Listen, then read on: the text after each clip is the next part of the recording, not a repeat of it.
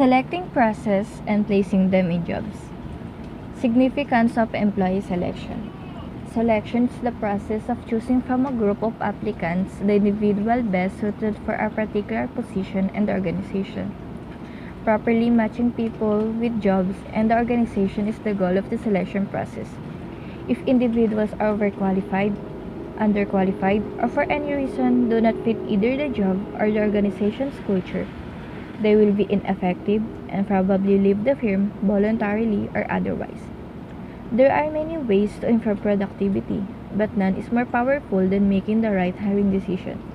A firm that selects high-quality employees reaps substantial benefits, which recur every year the employees on the payroll. On the other hand, poor selection decisions can cause irreparable damage. A bad hire can negatively affect the morale of the entire staff, especially in a position where teamwork is critical. Selection process. Companies make selection decisions to determine whether individuals who were identified through the selection process will be offered employment. This process typically begins with preliminary screening. Next, applicants complete the firm's application for employment or provide a resume. Then they progress through a series of selection tests, one or more employment interviews, and pre-employment screening, including background and reference check. The hiring manager then offers the successful applicant a job, subject to successful completion of a medical examination. Notice that an applicant may be rejected or out at any time during the selection process. To a point, the more screening tools used to assess an applicant, the greater the chance of making a good selection decision. A good selection decision results in either one of two outcomes. First, job candidates who do not meet the standard for employment are not offered employment. Second, job candidates who do meet the standard for employment are offered employment, and those individuals accept the offers of employment. The chart shows the process of selecting applicants. Now, we are going to put up 7 applicants to go on the process and see who is gonna be hired as an accountant. First step, we finalize 7 recruited individuals and start the preliminary screening. Second step, preliminary screening. The selection process often begins with preliminary screening. The basic purpose of preliminary screening is to eliminate those who obviously do not meet the position's requirements. Preliminary screening may take the form of reviewing for obviously unqualified applicants with a brief interview, test, or only a review of the application or resume for clear mismatches. The company needs an accountant, but there are 2 nurses who is not needed in the position, so we have to eliminate them and the remaining 5 applicants move to the next process. The third step is the review of applications and review of resumes. Having the candidate complete an application for employment is another early step in the selection process. This may either proceed or follow preliminary screening. The employer then evaluates it to see whether there is an apparent match between the individual and the position. A well-designed and properly used application form can be helpful because essential information is included and presented in a standardized format.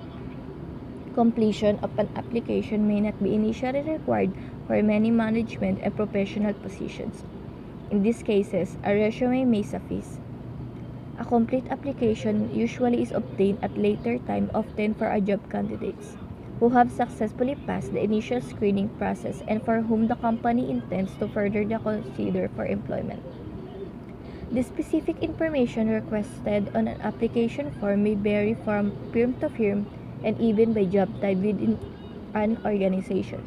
An application typically contains sections for name, address, telephone number, email address, military service, education, and work history.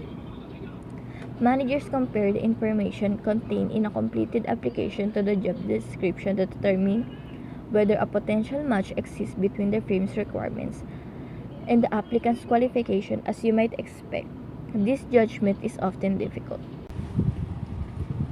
A resume is a goal-directed summary of a person's experience, education, and training developed for use in the selection process. Professional and managerial applicants often begins the selection process by submitting a resume. Some human resources professionals suggest that a professional summary at the beginning of the resume is more useful than the recruiter. However, young job seekers with little work experience may be best served by using a career objective statement. The remainder of the resume should be directed toward showing how a person has the skills and the competency necessary to accomplish the position identified in the career objective statement. Using keywords from the job description or employment ad will help an applicant get past the resume scanning program many firms use. Only information necessary to show a relationship to the objective should be included. The all-important concept of relevancy is crucial in selling the applicant to the company. A new trend that has evolved over time is that the content of the resume is more important than fitting an applicant's entire career onto one page. Historically, a one-page resume was the standard that applicants were told to use. In developing a resume, the sender should be careful not to misinterpret the truth. An applicant who has 3 credit hours to meet graduation requirement has not graduated, and therefore does not possess the degree for which she or he is studying. Certainly, the resume should be designed to represent the applicant in a positive light but without exaggeration. Back to our applicants, one of the applicants failed to comply a required degree, so we have to eliminate her. Now we only have 4 applicants to move on to the next step. The fourth step is the selection test. Tests are essential components of employee selection. There are many considerations including advantages and disadvantages, property of tests, validation of approaches, and test type. Advantages and disadvantages of selection tests. Research indicates that customized tests can be reliable and accurate means to predict on the job performance. Organization use tests to identify attitude and job-related skills that interviews cannot recognize. Also, the cost of employment testing is small in comparison to ultimate hiring costs. They are more efficient way to get at information that result in better qualified people being hired. Job performance depends on individual ability and motivation to do the work. Selection tests may accurately predict an applicant's ability to perform the job that can do, but they are less successful in indicating the extent in which the individual will be motivated to perform it. The will do. The most successful employees are likely to have 2 things in common. They identify with their firm's goals and they are highly motivated. For one reason or another, some employees with high potential never seem to reach it. The factors related to success on the job are so numerous and complex that selection may always be more of an art than a science. When a test excludes a protected class at a significant rate, the test should be avoided unless the employer can show that the test is job related for the position in question and consistent with business necessity. Test anxiety can also be a problem. Applicants often become quite anxious when confronting yet another hurdle that might eliminate them from consideration. The test administrators' reassuring manner and a well-organized testing operation should serve to reduce this threat. Actually, although a great deal of anxiety is detrimental to test performance, a slight degree is helpful. The problems of hiring unqualified or less qualified candidates and rejecting qualified candidates will continue regardless of the procedure follows. Will develop tests administered by a competent professional helps organization minimize such consequences. Characteristics of properly designed selection tests. Properly designed selection tests are standardized, objective, based on sound norms, reliable, and of utmost importance, valid. Standardization. The uniformity of the procedures and conditions related to administering tests is standardization. To compare the performance of several applicants taking the same test It is necessary for all to take the same test under conditions that are as identical as possible. For example, the content of instructions provided and the time allowed must be the same, and the physical environment must be similar. Objectivity. In testing, objectivity occurs when everyone scoring a test obtains the same results. Multiple choice and true or false tests are objective. The person taking the test either chooses the correct answer or does not. Norms. A frame of reference for comparing an applicant's performance with that of others is a norm. Specifically, a norm reflects the distribution of many scores obtained by people similar to the applicant being tested. Reliability. The extent to which a selection test provides consistent results is reliability. Validity. The basic requirement for a selection test is that it be valid. Employment tests. Individuals differ in characteristics related to job performance. These differences, which are measurable, relate to cognitive abilities, psychomotor abilities, job knowledge, work samples, and personality. Cognitive ability tests. Tests that determine general reasoning ability, memory, vocabulary, verbal fluency, and numerical ability are cognitive ability tests. Cognitive ability tests are a form of IQ tests, and this measures the capacity of an individual to learn at higher levels of difficulty. Psychomotor ability tests.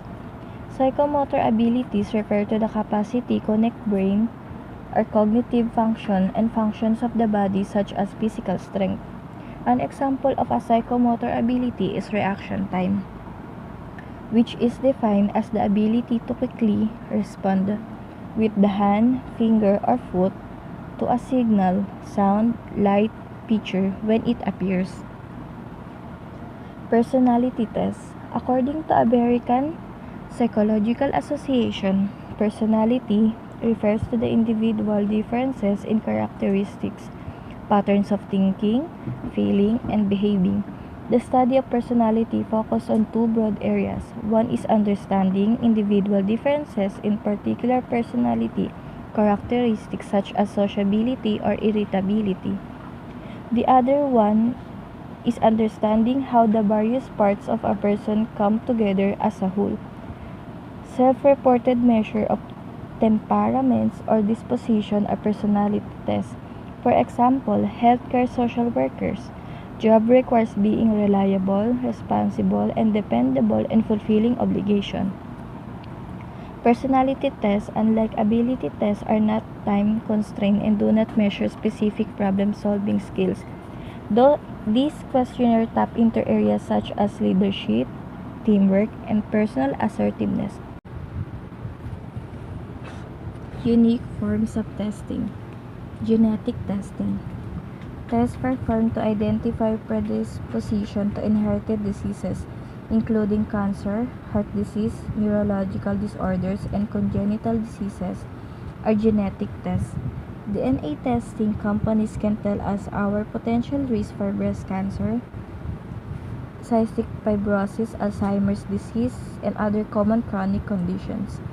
Genetic tests may predict a predisposition to having a disease. However, such tests cannot tell whether a person is certain to get the disease or when she or he would become ill.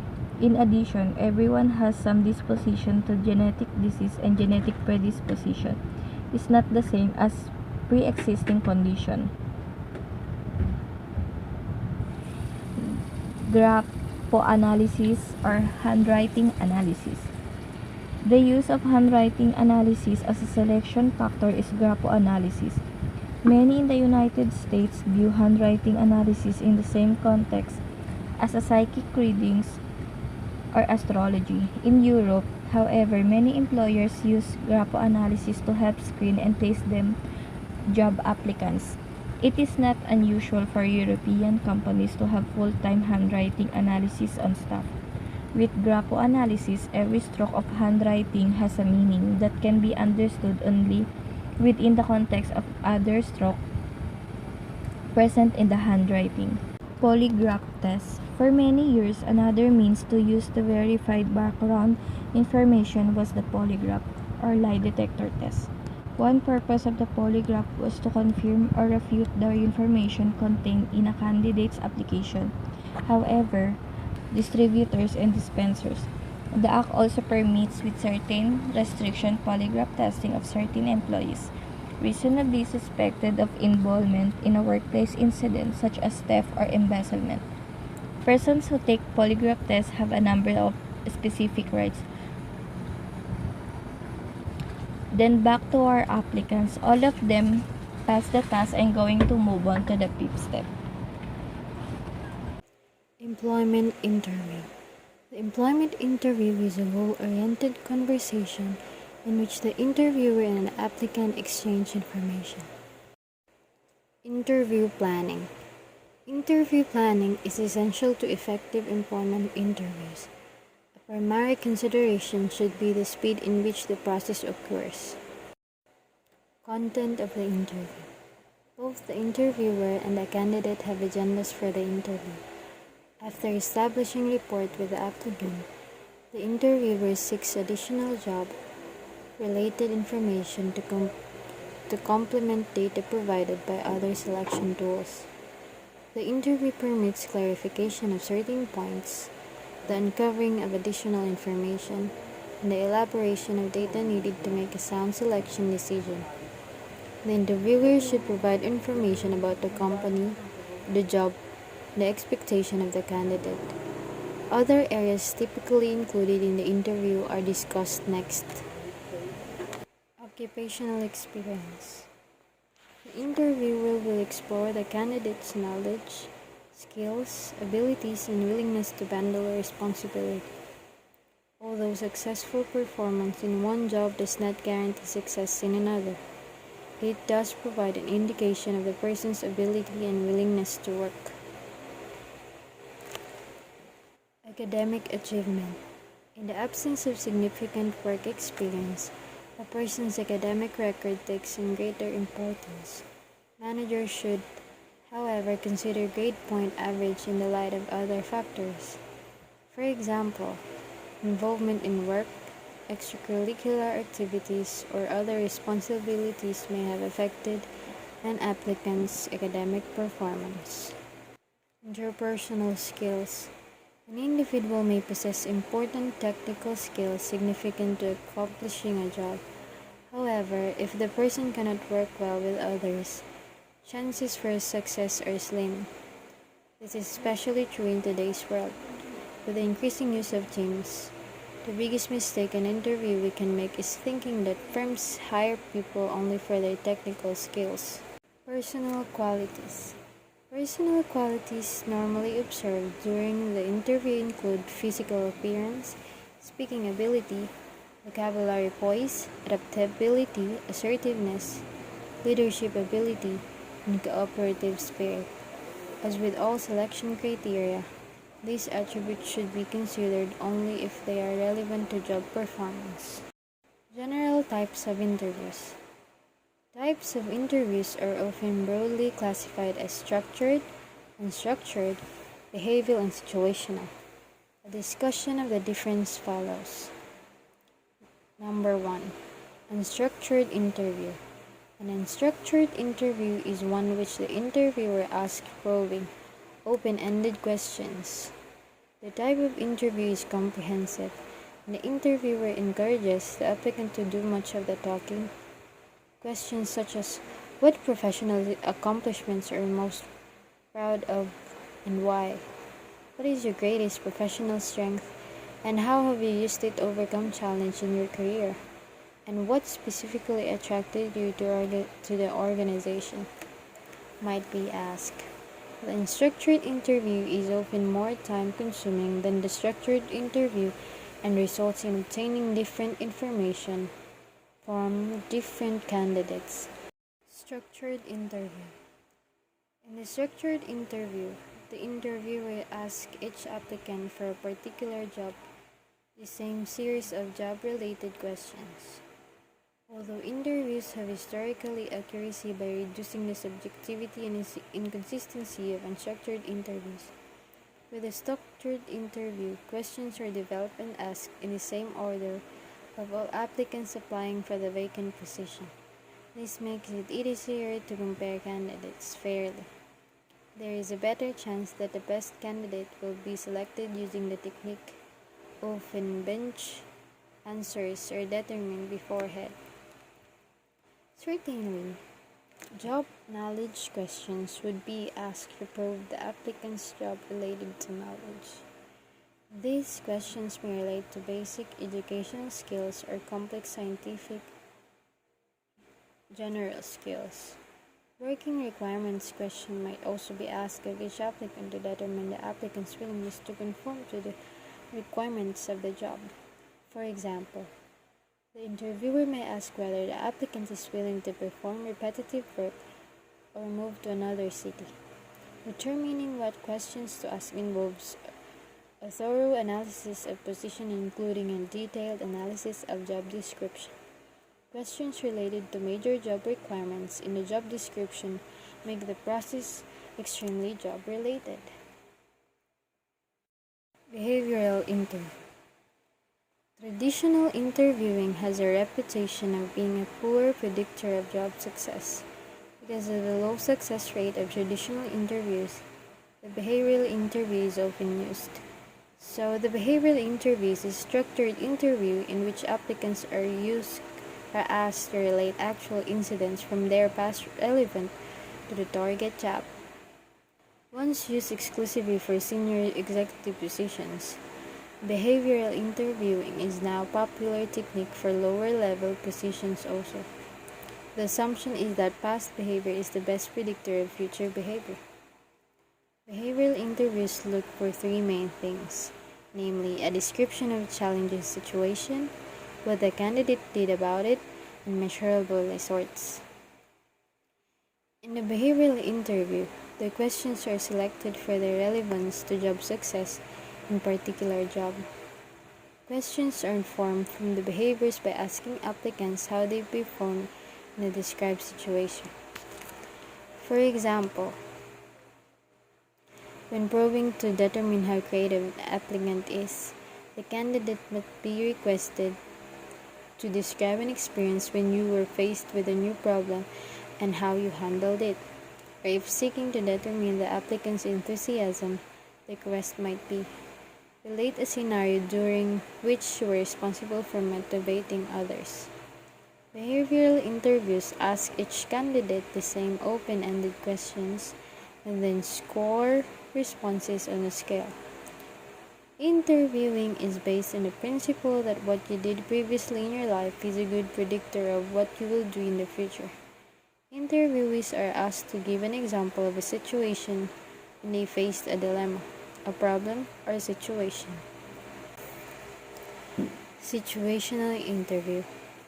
Whereas the behavioral interview focuses on how an individual handled circumstances in the past, the situational interview creates hypothetical situations candidates would likely encounter on the job and ask how they would handle them. For example, the question might be asked, one of your employees is experiencing a significant decline in productivity. How would you handle it?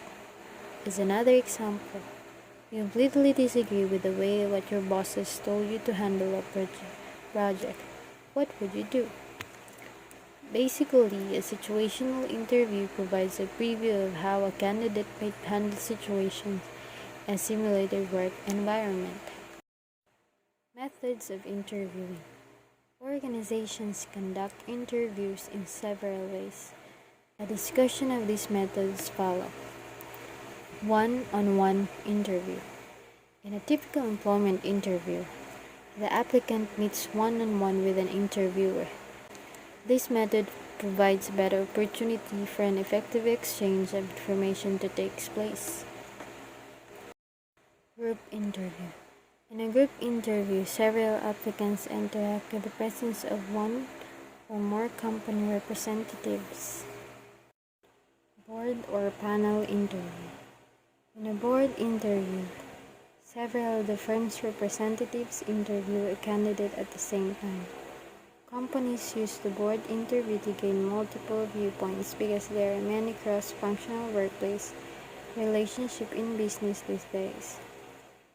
Multiple interviews. At times, applicants are interviewed by peers, subordinates, and potential superiors. This approach permits the firm to get a more encompassing view of the candidate. It also gives the candidate a chance to learn more about the company from a variety of perspectives. The results of this type of interview is a stronger, more cohesive team that shares the company's culture and helps ensure organizational fit. In the stress interview, the interviewer's intentionally creates anxiety. Most interviewers try to minimize stress for the candidate. However, in the stress interview, the interviewer deliberately makes the candidate uncomfortable by asking blunt and often discourteous questions. The purpose is to determine the applicant's tolerance for stress that may accompany the job. Realistic job interview. A realistic job review conveys both positive and negative job information to the applicant in an unbiased manner. Many applicants have unrealistically expectations of the prospective job they are seeking. They may have been told the exciting part of the job, but the less glamorous areas are not mentioned.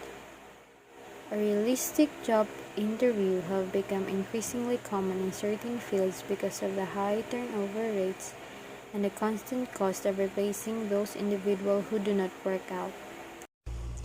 Back again to our candidates. Unfortunately, one of them failed the interview and the rest moved to the next process.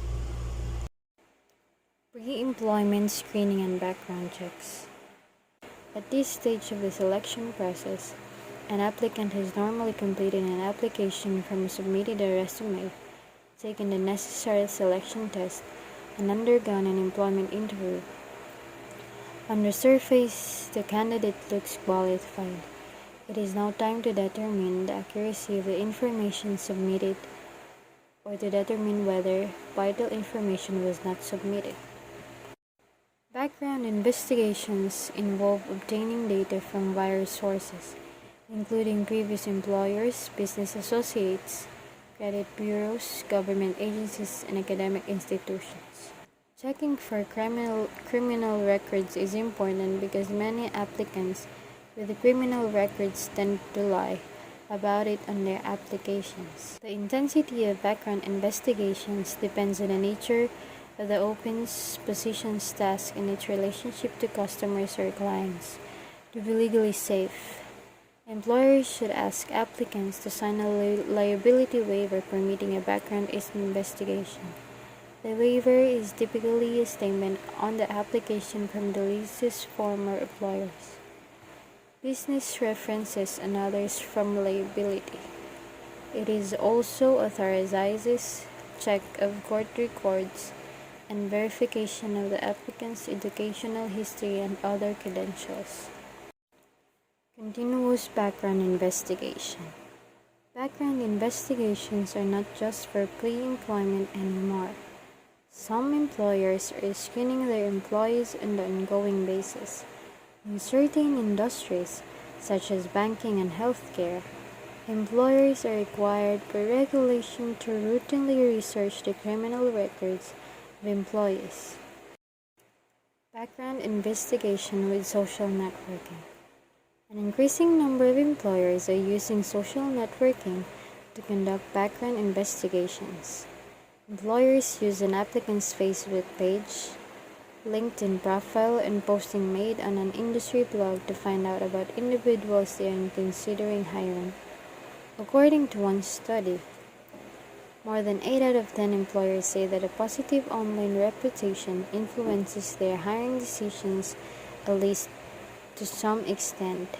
And nearly half say strong online reputation influences their decisions to a great extent. Industries most likely to conduct background investigation and applicants are those that specialize in technology, or that use sensitive information. Back to our applicants again. Fortunately, all of the applicants has good background and they are going to move to the next process. Selection decision. At this point, the focus is on the manager who must take the most critical step of all, the actual hiring decision. If a firm is going to invest thousands of dollars to recruit, select and train an employee, it is important for the manager to hire the most qualified available candidate, according to the firm's criteria. The final choice is made from among those still in the running after selection test. Interviews, background investigations, and reference checks have been evaluated. Usually, the person selected has qualifications that most closely conform to the requirements of the open positions and the organization.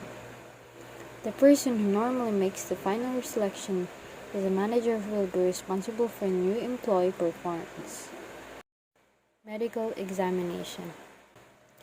At this stage, some companies may also require drug testing to determine whether applicants are using chemical substance or alcohol. There are a variety of reasons for choosing to test applicants for drug use. Primarily, the use of illegal drugs, which impairs judgment and psychomotor coordination, may create workplace hazards. Preempting drug-related accidents through systematic drug testing may reduce the cost to provide employees with disability assurance. Notification of candidates. Management should notify both successful and unsuccessful candidates of selection decisions as soon as possible. This action is a matter of courtesy and a good public relations, and a delay may also result in the firm losing a prime candidate because top prospects often have other employment options. Employers may reject applicants at any time during the selection process. Most people can accept losing if they lose fairly. Back to our applicants again, and one of them has often using illegal drugs that can be a hazard to the workplace. That's why we have to eliminate the applicant. Now, in the last step, offer of employment. At this time, the rest of applicant can be hired and place them as accountants.